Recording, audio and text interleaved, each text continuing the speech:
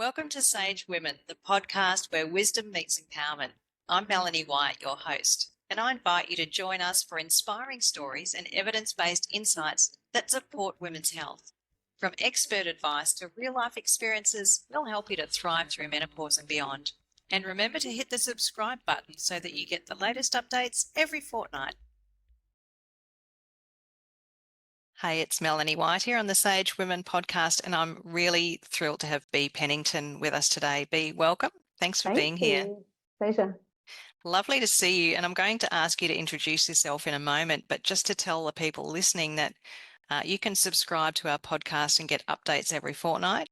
But today what we're talking about is a little bit about the work that Bea does and how she helps women to take control of their health, to feel calmer and more relaxed and more centered and more grounded. Would that be a good summary, Bea? That's a jolly great place to start, for sure. Well, I'd love to hand over to you to give us a bit of an introduction to who you are and what you do. That would be fantastic. Lovely.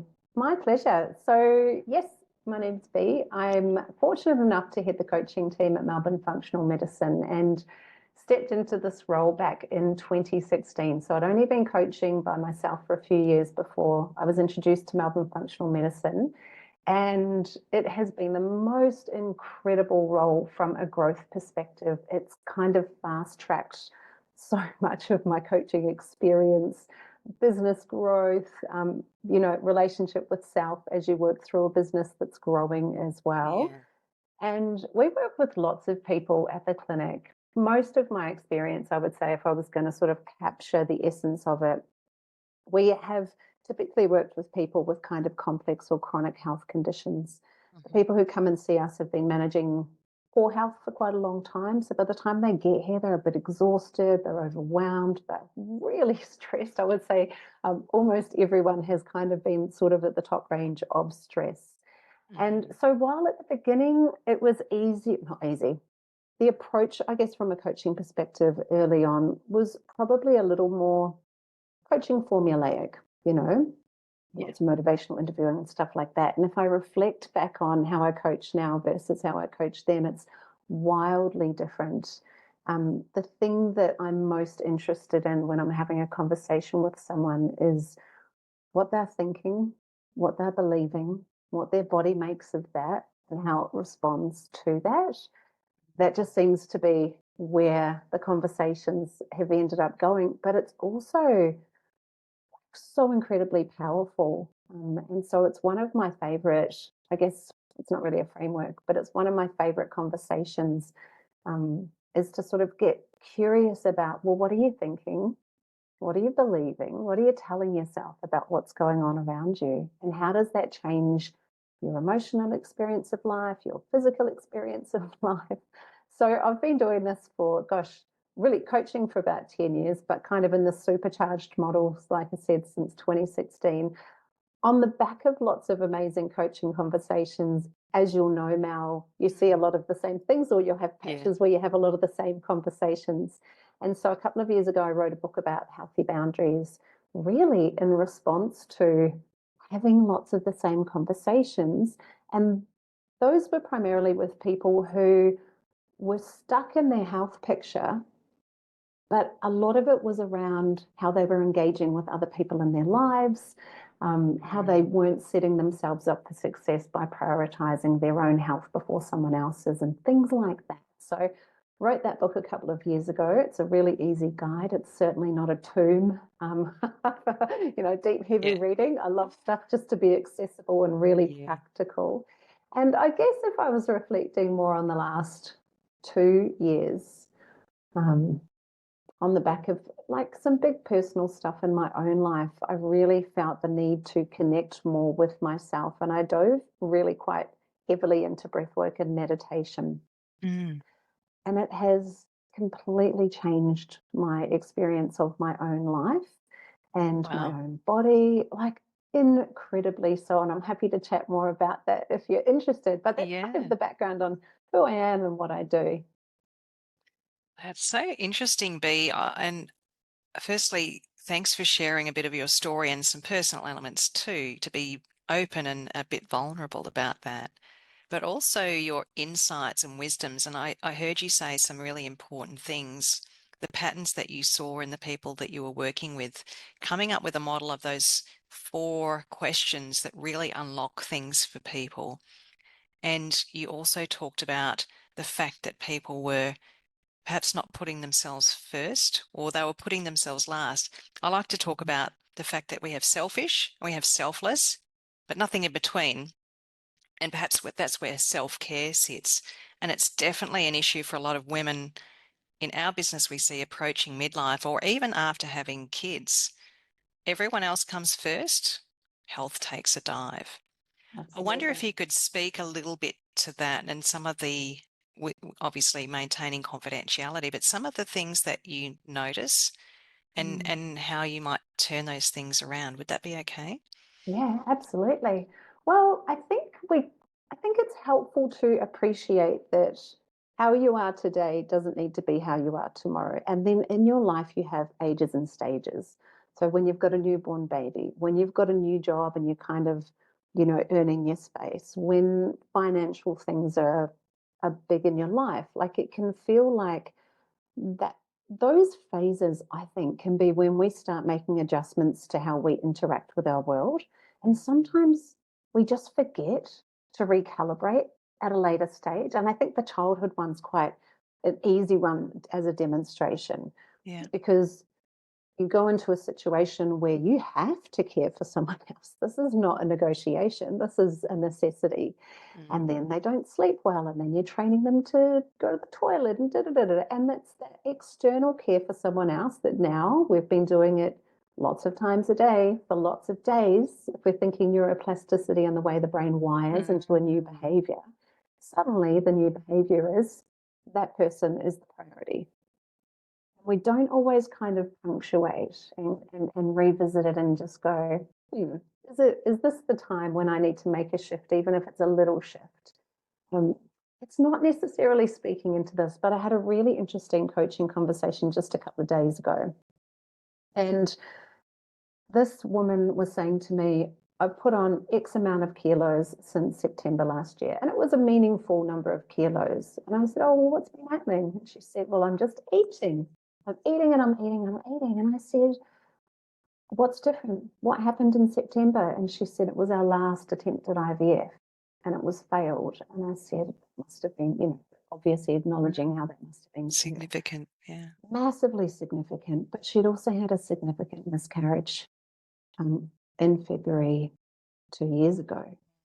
And I said, what was your experience of grief? And she said, well, we didn't get to grieve because we went straight back into the cycle of it. And so we didn't actually spend any time talking about nutrition or movement, or we had this beautiful conversation all about having a celebration or a tribute or like a really intentional, um, what's the word I'm after? Not a celebration, but like An acknowledgement.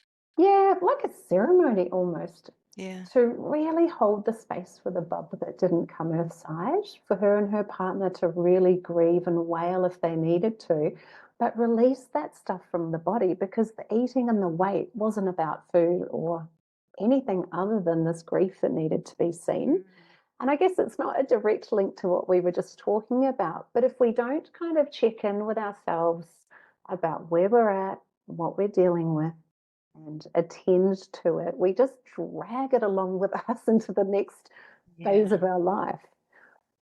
It's so interesting that right before this recording that we're doing now, I had a conversation about this exact thing about I need to detach in the moment and decide, is this going to help me or harm me?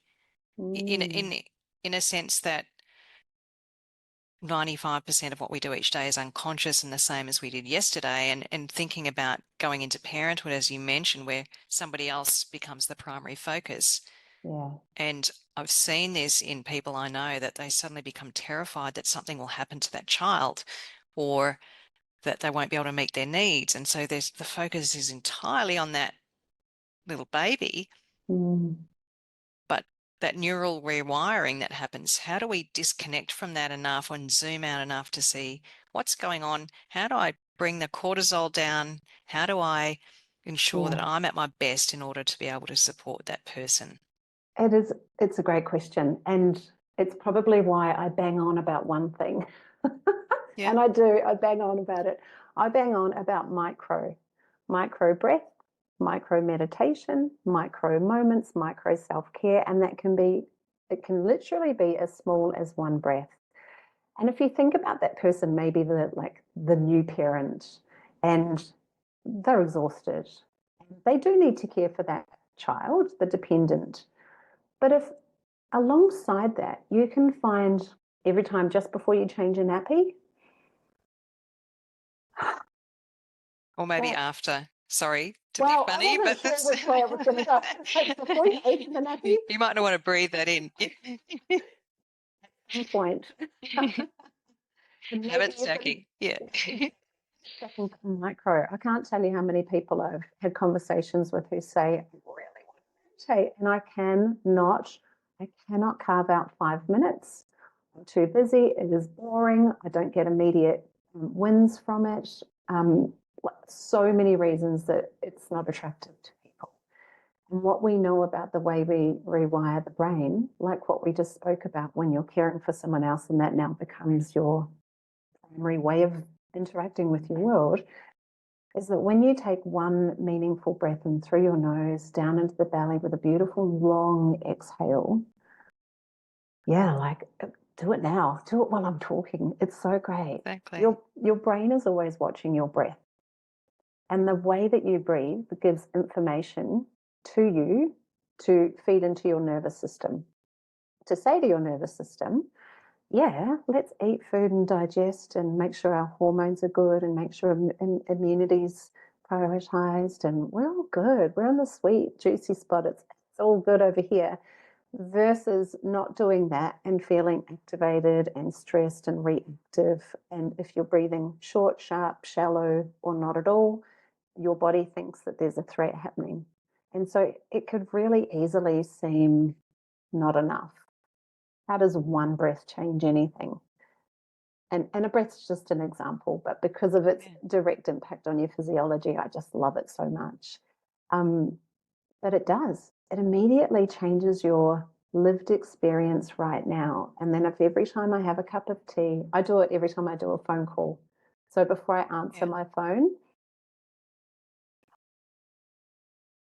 settle my nervous system.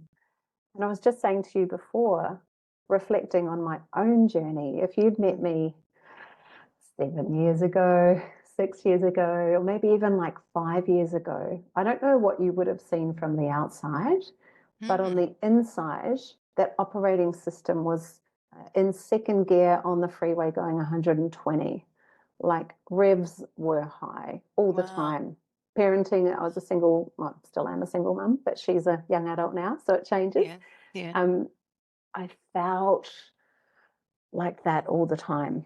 And I did a thing called a gong, and a gong is 100 days of a practice. So it could be, for me, it was a walking meditation. And if you miss a day, like if I got to I did it like quarter to midnight some days if for some reason the day had been busy. If you miss a day, even if you're at day 98, you go back to day one. So it was a real incentive to stick with it. And that consistency was the first circuit breaker where I got to the end of 100 days and went, I feel different, feel like I'm reacting differently, and I feel calmer inside my body. Like, I don't know how to explain it other than my insides went from being like that to just calm. Where did you feel that in your body? Good question. Primarily through my stomach. So I know that I hold my emotions through my tummy. Always have. It's how I've always expressed myself. So for me, it's definitely central tummy, solar plexus through that mid-center region. But as I do it more and more, so I meditate twice a day, every day, no exceptions. I do that. I brush my teeth. Those are the things that I do every day. And I also do breath work every morning. It now, because I've been doing it for as long as I have, I can feel it actually permeating out from my stomach into other parts of my body.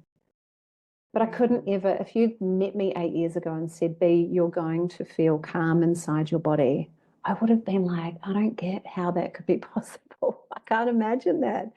Um, and it is. And I think it is just that consistency of small reps Mm. and staying with that, that your body changes. It can't not respond to the stimulus. Because there's that interconnection between the body and the brain. Yeah, Yeah, yeah. yeah, it's amazing. How did you commit to 100 days? I'm one What of did those. it take for you to go, okay, I'm doing this and I'm doing it no matter what, and if I stop at 98 days, I'll start again? Like I think that's sounds like a big commitment for for some people at least anyway. definitely, definitely. And it's a personality thing. I'm one of those people that if I say I'm going to do something, I just do it. Yeah. So, and a little bit of stubbornness, perhaps, which I don't feel as much anymore. I'm more willing to let stuff go now. But Mm. definitely back then, it was an advantage to be able to say, I've decided to commit to this. And I just didn't want to have to start again. I had external accountability, so I was doing it with a friend as well, which Right. probably actually was important for that particular Mm. thing. Yeah. But I Yeah. remember through the clinic, I'd meet new patients and they'd come in and they'd say, "Oh my gosh, you're so calm." And I remember thinking, "Are you for real?" Like, no one's ever told me that. And I've never felt that. And then I started thinking, oh, I actually am a bit calmer. And then it grew. Yeah. What was So, it yeah. like to have that reflected back to you in that journey of what must have been quite a difficult period of change to go from rushing and being busy to having this practice and Yeah. suddenly thinking, gee, something's different in me somewhere. Yeah. It was like getting the gold medal. It felt amazing. Yeah. And I don't also want to oversimplify it. I Mm. also did a lot of work on my thinking and my thoughts and my beliefs. Yeah. You know, I'd cleaned up my food. I was less inclined to drink alcohol, started prioritizing sleep. You know, the pillars of health. Mm. It's simple but not easy. But, Yeah. you know, the thing I've seen, people come and see us at the clinic because we do such amazing work. We have amazing insights into incredible functional testing. Mm. And I've said to so many people, you're going to think this is going to be all about the fancy stuff. And I can tell you with my hand on my heart, it's going to be about the everyday simple stuff, the stuff that we're wired for. When are we wired to sleep? What's our what's our programming and how do we meet that in the world we live in? Um, Mm. so yeah, easy but not simple. Yeah. Or simple but I not easy. not Yeah. easy. Yeah, I agree. And I'm just thinking about how people live their lives with responsibilities, and I wonder how many of them have the sense that they have to give up things or let things go. I know that people I've worked with have thought, oh, well, I have to stop eating cream buns and I have to stop doing this. And they're thinking about all of the things that they have to give up, stop doing, cut Mm. out. What you're talking about is different. You're talking about value adding to somebody's life to help them calm down so they can see things clearly and perhaps make better decisions. Am I interpreting that correctly? Oh, definitely. Things go in cycles and they work both for the positive and the negative, right? You Yeah. know, when you're feeling crappy, so you need salty, sugar, fatty, and so you have Yeah. that, and then you feel a bit worse, and so you need a bit more, and then you're self-shaming or, you know, punishing yourself, and you might as well have another one. But it works the same way in the opposite direction. You make those few changes at the start that can feel a little bit more challenging, like I've really got to think to do this, or this is a bit of an effort. And then you start feeling a bit better. And because you feel a bit better, I notice this with alcohol. Like I haven't said I'm stopping alcohol, but I've just noticed that as I feel better, I don't want it. Mm. And if I Mm. ever wanted it, I'd have it. But I just find I don't want it. And Yeah. it's even with sleep, like I used to want to stay up and watch TV, and now I just don't even care. And so that same cycle of like the more you do, the more you want that things that line up from that same frequency. So the tricky bit for most people is I'm here, I'm in the crunchy bit, and I don't feel great. So I Mm. do want the creamy, fatty, sugary stuff. Yeah. That's where that really getting support from someone makes a big difference to how you go about that change. Yeah. And as you said, it's simple but not easy because we have our Yeah. lives, we have the way we've always operated and people's expectations of us. And I've heard stories of people trying to not drink or trying to not eat junk, and families taking them out to Wendy's for ice cream as a celebration of what they achieved, and friends saying, well, if you're not going to drink, we can't be friends. And there's a lot of pushback around some of those things. Yeah, definitely. And especially in Australian culture with the drinking, it's a thing for sure. I've got a strategy I call the bullseye approach, and you've probably heard of it. But the way that I think about it, when we're talking specifically about people who have a health condition or a concern or a problem, think of the bullseye as the inner circle, the people you're closest to, that you feel safest with, that you share the most with. And you might naturally think husband, wife, mum, dad, child. They're not always on your side, especially if it's, casting something up that's challenging for them. So this is really the people who are really in it. Tell them everything. Give them all the stuff about the impact on your well-being of what's going on. Tell them how they can help you. Next layer out, friends, acquaintances, workmates, things like that. Give them some context, let them know how they can help you or what you might need. And then the outer layer is like the bus driver and the person at Coles, and they don't really need to know anything, but if you have an incidental conversation, you can share. And so the boundaries conversation weaves into that as far as how we ask for help, how we self-identify needing help, how much we share with people. But the boundaries conversation, healthy boundaries, is a really big one. I think and I'm just going to say, for these perimenopausal women who might have children leaving the home, whose bodies now feel like, why have I put 5 kilos on overnight and I haven't changed anything I'm doing? You can feel really annoyed about that. That's being generous. Yes. There's a lot of kind of significant changes that happen, and it's almost that time to actually stop and do that check-in with yourself and figure out, who am I and how do I actually want to move through this? And so back to the thing where it's not easy to move away from what you're already doing. Well, if you've got a good health vision of how you want to be feeling, that can be a lovely light to follow. Yeah.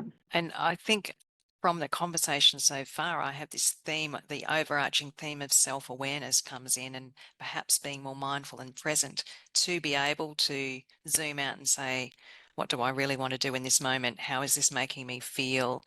Yeah. Where are my boundaries? Instead of this rushing through life, juggling all of the things. Absolutely. And caring for older parents and supporting kids leaving school, and maybe being overlooked for a promotion, or going, gee, I've got symptoms of perimenopause. I feel like a mad woman. I don't know if I can cope. Am I still capable and competent? There's so much going on. B, can you talk a little bit to I guess the sense of stress and overwhelm that people can find themselves in at significant life stages? And you've talked already about boundaries. Feel free to explore that some more. I know you've got a book about that, which sounds really, really relevant, but also any of the practices that you work with people on to help them to just take a breath, just take a moment and make better decisions for themselves. I love this question, because even though I'm juicy and loved up about all the breath work and the physiology stuff, the other thing that makes the biggest difference is what you think, why you think it, how you think it, and the impact. And I've touched on it a couple of times. Yeah. Back in that phase where I was having my big sort of transition away from being a super hyper stressed person, I came across Byron Katie's work. Oh, So yeah. Byron Katie has something called The Work. And I'm not exaggerating when I say it changed my life, because it invites investigation into the thought that you're thinking that's causing stress. And it's beautiful because it's not egoic, it's not judgmental, it's pure investigation. And once you've done it a bunch and you understand it and you can sort of do it a little bit more on your feet, it unravels you from whatever story you've started telling yourself. And I think that we are so used to living in a culture where we feel justified in getting upset about stuff. And I think the one thing we can choose in this world is what we think. Like it's the one thing, no matter what you say to me in this moment, no matter what you chose to say to me, what I think about it is entirely 100% my choice. And so, we can look at the quality of your exercise and the quality of your food and your sleep, but what's the quality of your thoughts? And how much do your time and energy do you want to spend in stinky thought land that's actually your body's listening to all of your thoughts, like it's watching your breath. Your body's listening, right? So when I think about the stuff that people, my friends and people I see on social media and stuff like that, the stuff they're getting upset about, I often sit there thinking, I wonder what another choice would be in this moment and how that might change your lived experience. And years ago, oh gosh, so many years, 20, 30 years ago, someone said something to me about periods. And she said, it was something like, you get to choose your experience. I mean, I know that there are some conditions that are extremely painful. So that aside, she said the way that you think about your period will in some way impact on your experience. And I decided back then, I might have even been in my 20s, I was like, I'm going to love my period. I'm going to love it. And I did. I absolutely have loved each and every single period, even when it's been a bit bumpy, even when I've had a little bit of discomfort. I've just been open to all of that being part of the experience. And I feel the same about menopause. I reckon I'm a good 5 or 6 years in. And only recently I was like, well, why am I not applying the same thinking to menopause? Instead of looking at all the symptoms that everyone talks about and thinking, oh my God, this is going to be horrendous, when are the sweats coming? I have decided this is going to be the best perimenopause. And whatever it is, in the moments where I'm feeling extra emotional, in the moments where I might be feeling more sad, in the moments where my body's changing, I've decided I'm just going to love it all. And what it's impact has that had, Bea? This is super interesting. massive, massive. Tell Think us more. about something you're looking forward to and feel how that feels in your body. Now think about something you hate and feel how that feels in your body. Everything is energy, right? And energy is frequency. And when we think about the stuff that's on the higher end of the frequency, everything lifts up and elevates, right? The mood elevates, but I think of like, I'm visual. So in my head, I've got all these cells and they're vibrating and they're really high and they're light and they're healthy and they attract other good cells, and it's quite affirming. Like, it doesn't guarantee anything except the moment I get to have with myself where I decide I'm absolutely fine exactly where I am, and I'm not predicting or preempting. I'm not future forecasting. I had a little thing taken off my ear the other day. I've got a very strong family history of skin cancer. Haven't given it a thought, not even a thought. And my Not daughter, catastrophizing. well, I don't know anything. So Yeah. why would I? Yeah. Yeah. And if it pops up into my head where I'm like, oh, I've noticed I haven't heard back from them, well, I'll hear back from them. Same thing when I had some breast biopsies for some lumps. I made a choice to not go into the unknown future and not project anything else from anyone else's experience and just be completely free of a story. And it just diffuses everything. So I don't know if that's making sense, but I feel it in my body. It is making sense. And I think a great quote that I heard once, I don't know who said it, is worry is misuse of the imagination. Ah, it's also debt that you pay on it's also interest Yeah. on a debt you may never owe.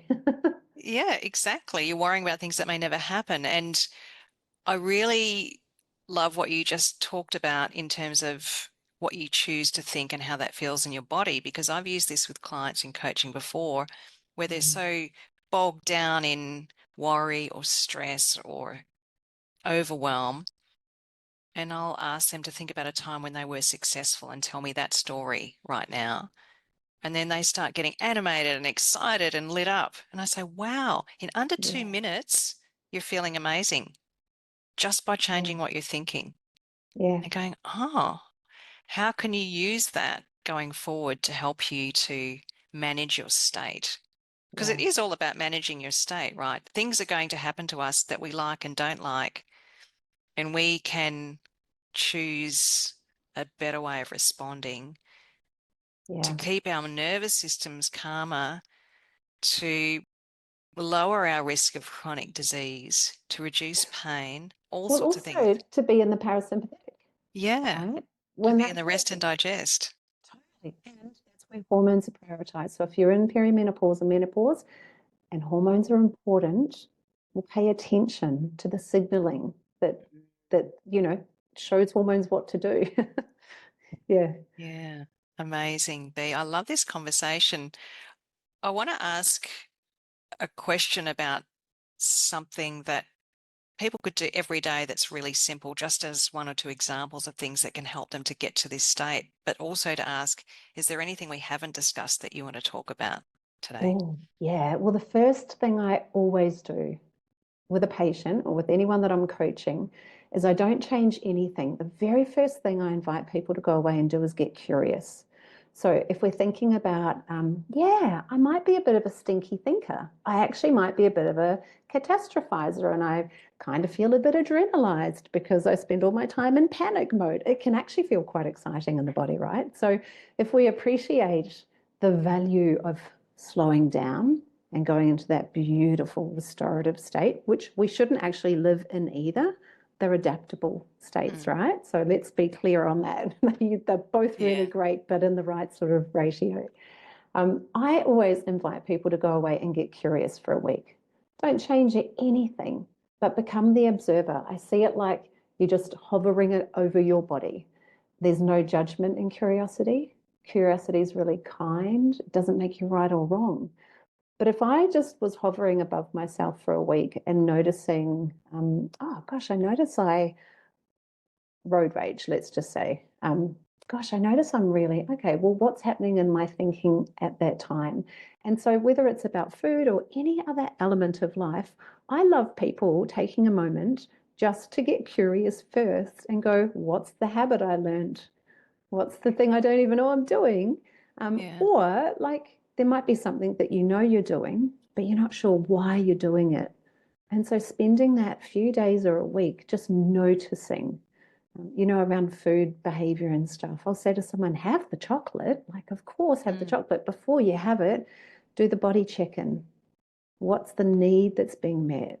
Or what are Mm. you avoiding? Or what's the emotion that you're, working with in that experience and learn about it. So I guess that's always the first stop for me. Is just learn first.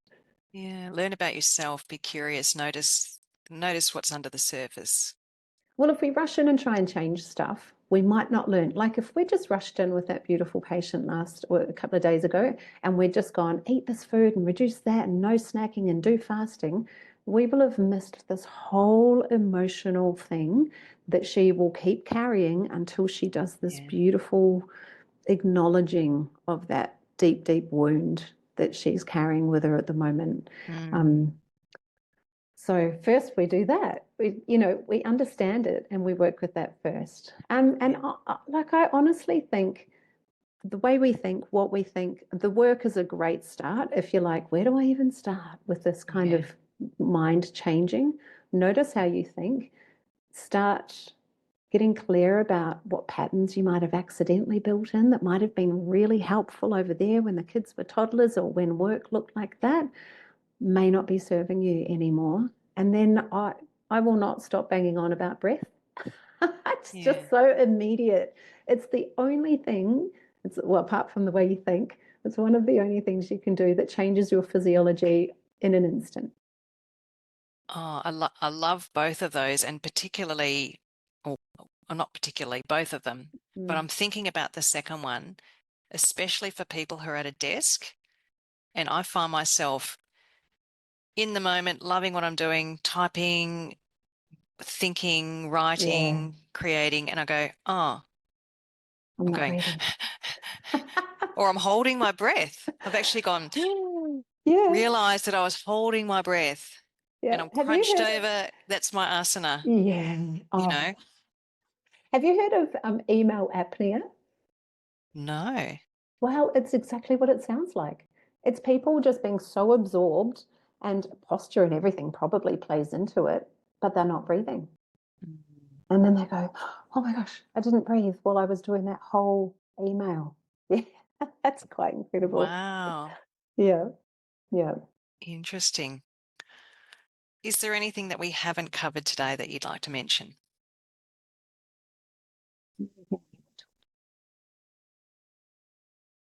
I really think we've probably touched on the stuff that I think when you think about the two things we've talked about, you can do them on your own. They don't cost any money, and you can do them in less than 10 seconds. Yeah. Like if we're thinking of the barriers that Yeah. stop people from moving forward with stuff, there are almost no barriers with these two things. Yeah. Okay. Catch your thought in the moment, Notice it. notice it, Yeah. and breathe differently. What flavor is the thought? How does my body feel when I'm thinking that thought? What are my cells telling me? Your body is Mm. always telling you stuff. And heart math, also, if you haven't looked into heart math, amazing. We've got this energy field that goes way out beyond our body. And I did a breath class with some women just before Christmas, and it was a calming workshop. And at the end of the school year, this particular mum, had her daughter had been in this show and that performance and that choir. And she said, B, could we do a breath thing with the children? And I said, we absolutely could. But I actually think what would be more meaningful is to do breath work with the parents, because your children will co regulate. When you're Mm. regulated, your children co regulate, your animals co regulate. And so if you can get this centered, Yeah. like their behavior will change. We're Yeah, all connected. absolutely all connected. It's Yeah. awesome, because the potential means we don't need to outsource responsibility. We don't need anyone else to be fixed. It's an inside job, and it's from the inside out. Amazing, B. I love your work. I'm a huge Thanks. fan and I love this conversation today. Thank you so Thank much you. for coming in and talking about not just simple things people can do. I think we often think about that, about the practical, but also looking at our lives and the way we live our lives from a bigger point of view as a choice that we have. Yeah. And that's super empowering. It helps everyone listening to this to know that they have a choice as to how they're going to live their life and how they're going to feel about their experiences. Yeah, Uh, absolutely. Even when things are terrible, there's still a lens that you can have on it that might be different, might be an upgrade from what's existed already. Thank you, Yeah. Mal. Thanks, B. I've really appreciated your time and I look forward to seeing you again soon. Oh, thank you. Same to you.